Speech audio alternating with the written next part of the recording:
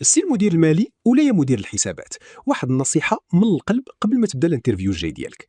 فاش تبغي تخدم محاسب لشي وظيفه معينه، اول حاجه ديرها هي حدد مستوى الخبره اللي محتاج بالضبط، وعلى هذا الاساس بدا تطرح الاسئله اللي عندها علاقه مباشره بالخدمه فقط. بلاش من ديك القضيه ديال الاسئله التعجيزيه غير باش تحس بالانتصار لداخل ديالك وتوريه بلي انت واعر.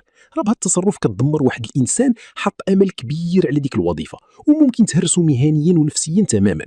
نعطيك مثال، الا كنتي محتاج واحد يلاه بادي جونيور ما عنده حتى تجربه في السي في ديالو، راه من قله الذكاء انك تسولو على محاسبه التكاليف ولا التحليل المالي ولا القوائم الماليه المعقده.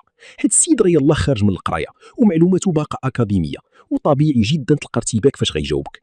هنا خلي الاساسيات هي الهدف ديالك، جربوا في قيود بسيطه وركز بزاف على الجانب السلوكي بنسبه عاليه.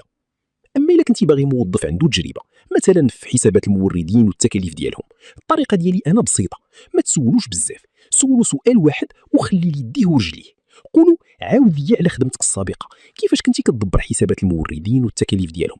فاش كيبدا يعاود القصه ديالو التوتر كينقص، وانت غادي تكتشف بزاف ديال الاجابات اللي كتقلب عليها، وغادي تبني قناعه حقيقيه على الخبره ديالو وعلى الشخصيه ديالو. في الاخير تذكر ديما الكلمه ديال الفيلسوف سقراط: تكلم حتى اراك. خلينا نكونوا سند لهاد الناس اللي باغيين يخدموا، ماشي عائق في طريقهم.